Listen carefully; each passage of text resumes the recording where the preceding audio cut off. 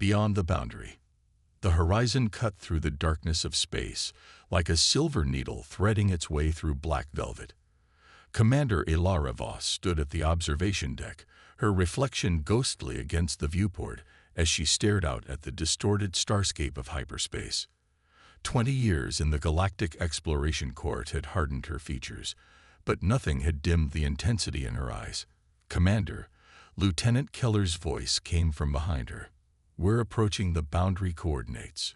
Ilara nodded without turning. "Bring us out of hyperspace at a safe distance. I want full sensor sweeps before we go any further." As Keller left, Ilara's gaze drifted to the holographic display floating beside her. It showed the official galactic map, a sprawling three-dimensional maze of stars, systems, and trade routes connecting thousands of alien civilizations across the Milky Way. And then, abruptly, it ended, right at the border of human-controlled space. For centuries, this peculiarity had plagued humanity's understanding of their place in the cosmos. First contact with the Galactic Council had brought access to star charts mapping nearly the entire galaxy, except for one conspicuous blank zone surrounding Earth and its colonial systems. When questioned, alien diplomats became evasive, changing subjects or citing cartographic complexities. Over time, the question had become taboo. The horizon shuddered as it dropped from hyperspace. The viewport cleared, revealing normal space and a breathtaking view of stars, normal stars, arranged in familiar constellations on the human side of the border. Ahead lay only darkness, punctuated by distant, fuzzy points of light. "All systems nominal," Commander reported Navigation Officer Zhang. "We've reached the edge of charted space." The bridge fell silent. Everyone knew what this mission meant. The first sanctioned exploration beyond the galactic map's edge. Previous unauthorized attempts had ended with ships either returning empty-handed or not returning at all. "Status report," Ilara ordered, taking her command chair. "Hull integrity at 100%. Sensors fully operational," replied Chief Engineer Nasir, "though I'm already detecting some unusual quantum fluctuations from the border region." Dr. Imani Okafor, the mission's xenobiologist, looked up from her station. "Commander, I've been analyzing the historical data. Every species we've encountered has been explicitly clear about one thing. They avoid this sector, not just human space, but specifically this border." "Theories?" Ilara asked. "Several, none conclusive," Imani replied. "But there's something I've noticed in my interactions with council representatives. When discussing this region, they don't show fear or disgust. They show respect, almost reverence." Ilara considered this. "Interesting. That contradicts intelligence's assumption that we're being quarantined." "Maybe we are," said Security Chief Valentina Russo, her hand never far from her sidearm. "Just not for the reasons we thought." Ilara rose from her chair. "Senior staff, briefing room in 10 minutes. Lieutenant Keller, you have the bridge." In the briefing room, holographic projections surrounded the oval table, star charts, sensor readings, and classified communications from Earth Command. Ilara studied her 5 senior officers. They were the best humanity had to offer. Brilliant, courageous, and intensely curious, a trait that seemed uniquely human among galactic species. "Let's review what we know," she began. "For 300 years since first contact, alien cartographers have refused to map beyond our borders. Official explanations cite dimensional instabilities and cartographic anomalies, yet their ships clearly navigate around this entire sector." "They're hiding something," Valentina said. "But what?" "Whatever it is," said Nasir, "it's had the entire Galactic Council spooked for millennia. The oldest maps in their archives show this same blank spot, long before humans achieved spaceflight." Dr. Okafor brought up biological scans of various alien species. "There's another factor to consider. I've analyzed psychological profiles of over 40 Council species. None share our level of exploratory drive. They colonize, they trade, but they don't explore for exploration's sake.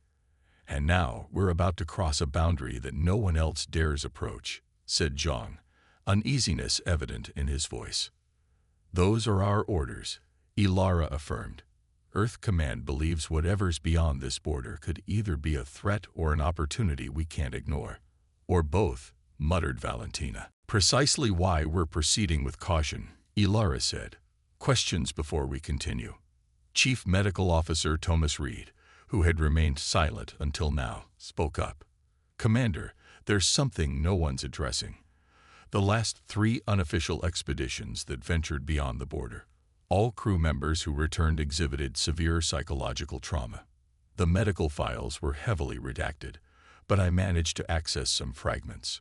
They all reported the same symptoms: persistent nightmares, time perception distortions, and the conviction that something was watching them." A chill settled over the room. "Thank you for that cheerful assessment, Doctor," Valentina said dryly. "All the more reason to proceed with eyes open," Ilara responded.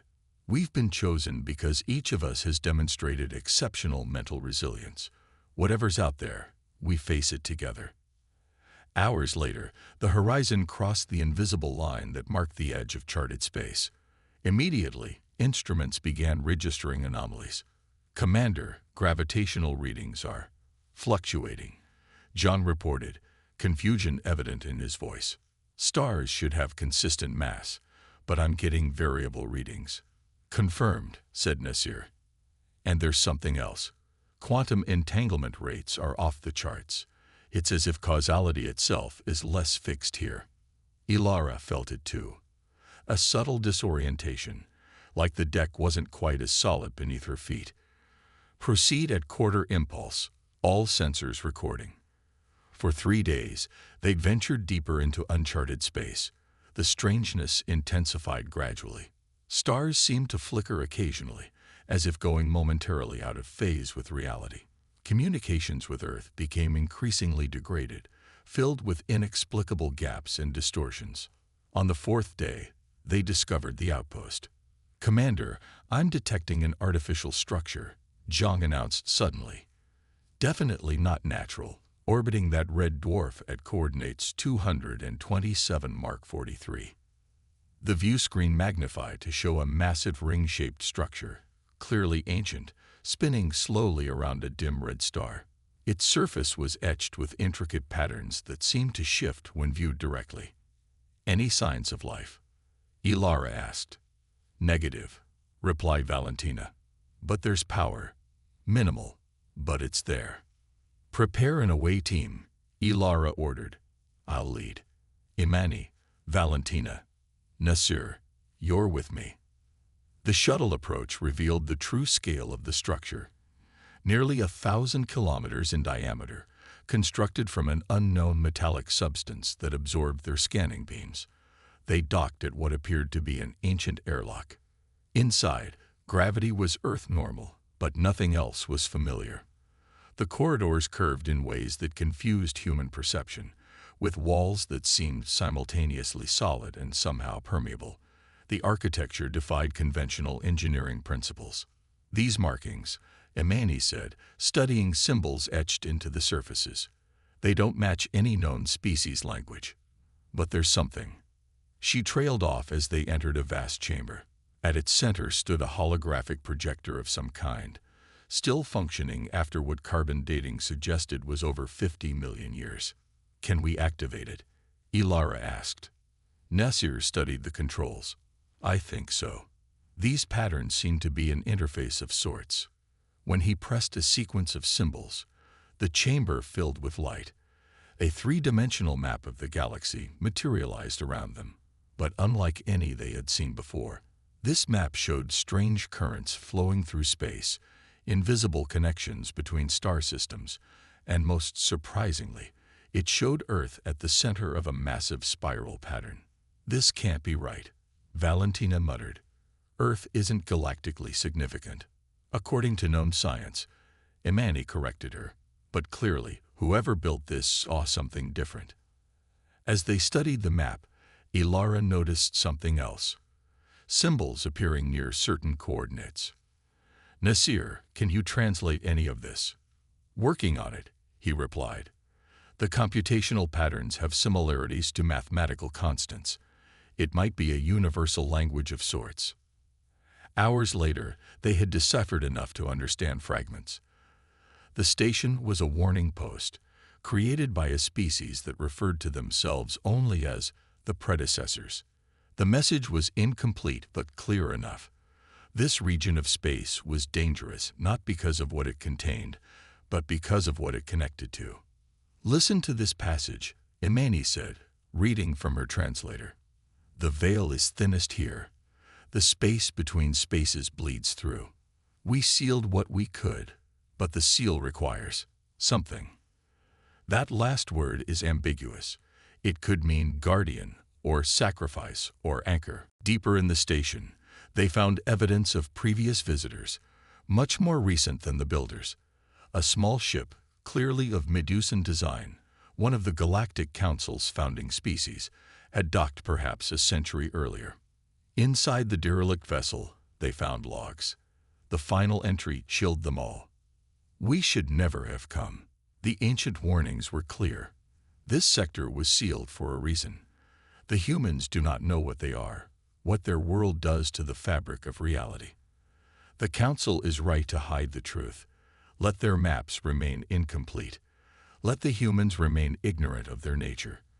For if they ever learn why the stars flicker at their approach, why reality bends in their presence, may the void have mercy on us all. The recording ended with sounds of chaos, screaming, and then silence.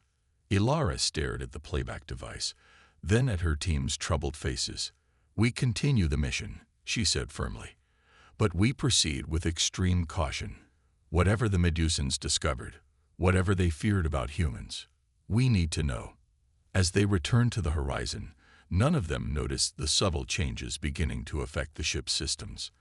In engineering, diagnostics showed quantum fluctuations increasing around the warp core. In the medical bay, crew members reported unusual dreams. And in the sensor array, something began to register at the very edge of detection range. A distortion in space, growing larger as it approached. The truth about why the galactic map ended at human space was coming to meet them. The Guardians of the Void. Commander Ilara Voss hadn't slept properly in days. Ever since they'd discovered the ancient outpost, dreams plagued her, visions of vast, incomprehensible spaces between stars and entities that moved through dimensions humans couldn't perceive. She wasn't alone. The entire crew reported similar experiences. "Neural scans are showing unusual patterns," Dr. Reed informed her during their morning briefing. "Not just sleep disturbances, actual changes in brainwave synchronization. It's as if our minds are adapting to something. Could it be radiation? Some unknown effect of this region?" Ilara asked. Reed shook his head. "Negative. Whatever's happening appears targeted, almost deliberate."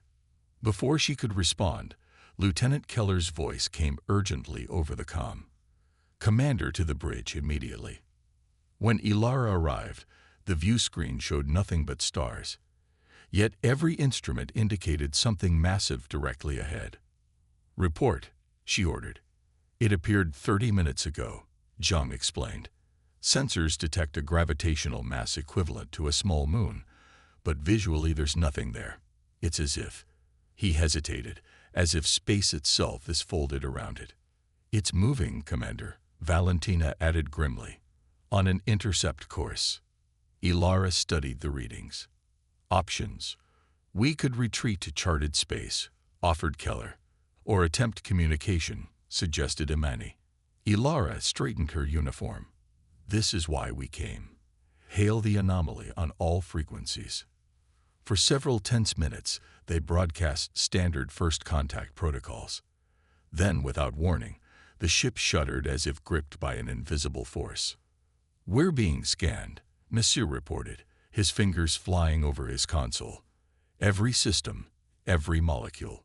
Wait, they're focusing on our neural patterns." The lights flickered, and a deep resonance vibrated through the hull. Then silence fell across the bridge as reality seemed to shift.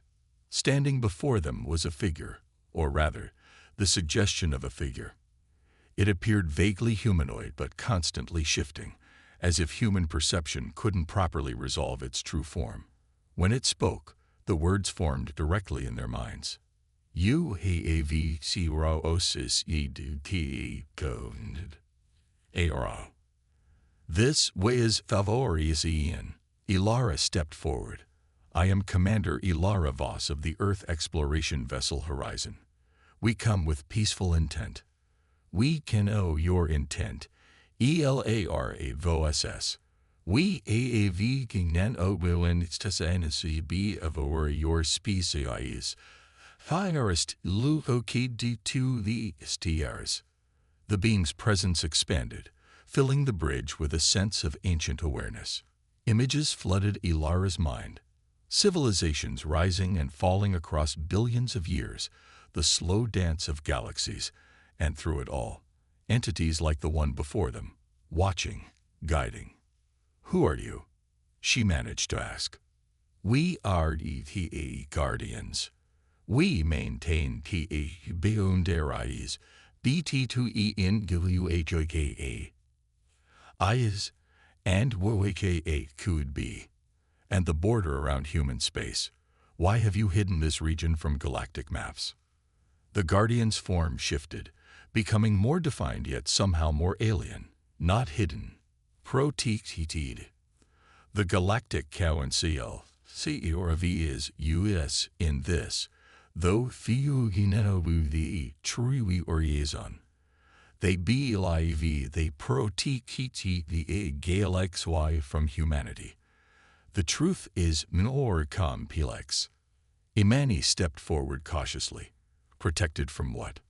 From your CLVs, and from those who would use what you are. The view screen activated on its own, showing Earth from orbit, but overlaid with energies and patterns invisible to normal human perception. Earth pulsed with a strange resonance that extended outward, affecting the very fabric of space-time around it. Your world sites upon an axis of reality, a thin point between dimensions. Your species, evolved in this unique environment, shaped by energies, you cannot TPRCIV. It HAs made you different. Images flashed faster, human achievements, breakthroughs, innovations that other species had never conceived despite having millions of years of head start. Human art that evoked emotions no alien could understand. Human music that contained mathematical patterns that shouldn't be possible. Different how? Ilara asked, though some part of her already understood. You are PERMEABL, where other minds are fixed. Yours below. You DREM. You imagine. You seriate HAs NEVERBEN.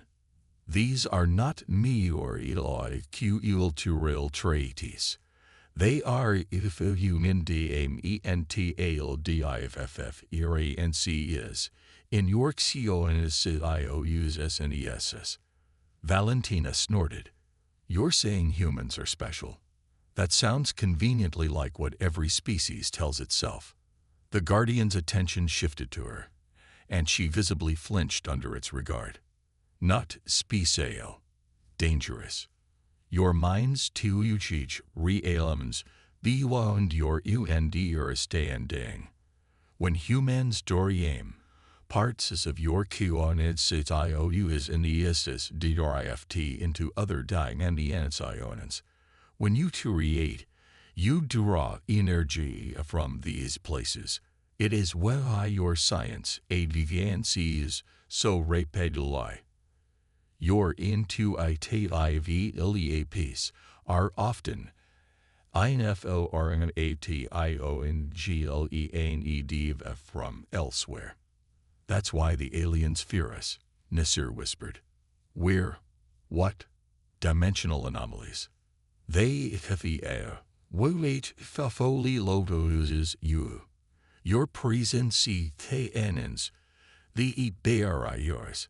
Your expansion, he walls between realities.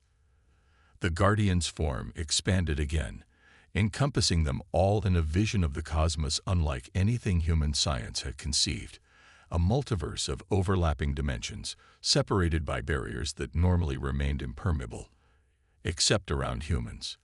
Long ago, the PREDCESSORs NKOMNTRDTANOTER species, like yours, they too thinned the HFY. They too dreamed beyond boundaries. What FOLOD their expansion consumed 1,000 worlds before the Guardians could contain it. Horror washed over Ilara as she understood. You've quarantined us. We have balanced necessities. Humanity must exist. Your FUNCTION into a cosmic equilibrium is vital. But your expansion must be controlled. Slow. Monitored. Function. Ilara challenged. What function? The Guardian paused, as if considering how much to reveal. Reality requires DREMs to remain stable. Imagination is not merely a tetrade. It is a cosmic force. Humans GNERATGES4C memory poduirf. Hueloy than any species. We AHVENCOUNTERED in eons. Dr. Reed stepped forward. The dreams we've been having since crossing the boundary. They're not just dreams, are they? Your minds reach each fifurte here, where ETHEVEIL is thin. You change what wakes eight should not be touched. It is VOVHYTE boundera, EXISTIS, to protect you as much as to protect others. Ilara felt a chill as pieces connected. The Medusan ship we found. They discovered this truth about us. They illiarity do what they should know TAAV known. They so use to use human potential as aid we upon to harness your dreams. They OPE needy dioboras that can and be COs deed easily. And what happened to them? She asked, though she dreaded the answer. The Guardian's form darkened. They were consumed. By the way KKA, wo 80s between. A terrible silence fell across the bridge as the implications became clear. Humanity wasn't contained because they were feared. They were contained because they were dangerous in ways they couldn't comprehend. Their very consciousness was a key to doors better left locked. Why tell us this now? Ilara finally asked. Why not just turn us back? Because circumstances CHANG. The barriers we can. New players ENMERG NTA game. Humanity must know enough to protect itself, but not to so much that it destroys itself or others. The Guardian's presence intensified. You go return into your space with Nino Doduleg. Par Tidwayo Nino Doduleg. Enough to Uland or stay and he Fort Say Ocean, but not enough to break the balance. And if we refuse?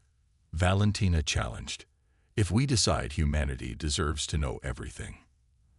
The temperature on the bridge seemed to drop precipitously. Then you would never return, and ANOTHER boundera would be created. One no human would ever cross again. Ilara felt the weight of responsibility crushing down on her. This mission had been meant to solve a mystery. Instead, it had revealed an existential truth about humanity that few were prepared to accept. What do you want from us? She asked. Take this MESSAG to your leaders. The NAPNDs a human space, NOT as PUNISMENT, VUT as preservation. The council species avoid your world's no TF from hatred, but from wisdom. Expand slowly, GREM carefully. And NEVERCEQ what LIES V2E and RAALITIs. The Guardian's form began to fade. UAAVC one bo UNDRI today. There are others, no one should kiro us. As suddenly as it had appeared, the entity vanished. Ship systems returned to normal, though sensors showed they had been moved, positioned exactly at the border between charted and uncharted space. For a long moment, no one spoke. Then Ilara turned to her crew. "Set course for Earth," she ordered quietly. "What do we tell them?" Imani asked. "That humans are cosmic anomalies, that our creativity and dreams are leaking through from other dimensions, that we're both vital to reality and a danger to it." Ilara stared at the view screen, at the stars of human space, familiar, safe, and now somehow different in her eyes. "We tell them enough," she finally said. "Enough to ensure we approach the galaxy with caution. Enough to respect boundaries, but not everything." "They'll ask why the map ends at human space," Nasser pointed out. Ilara nodded slowly. "And we'll tell them the truth, that no one's brave enough to find out, including us." As the horizon turned toward home, Ilara gazed one last time at the unmarked boundary they had crossed. The Guardian's words echoed in her mind. Humanity dreamed in ways that touched other realities. Their creativity, their imagination, the very traits they celebrated, were cosmic forces they barely understood. The galactic map ended at human space, not because aliens feared humans, but because they feared what followed in humanity's wake. And now, bearing this terrible knowledge, Ilara understood why some boundaries existed not to be overcome, but to be respected. In her quarters later, she began her official report, carefully selecting which truths could be shared and which must remain hidden. Humanity would continue to explore the stars, but with a new caution, a new respect for the unknown. The map might end at their borders, but perhaps that was exactly where it should end, for now. As she finished her report, Ilara closed her eyes, carefully monitoring her thoughts, wondering for the first time what parts of her consciousness might be drifting into places beyond human understanding, and what might be watching from the other side.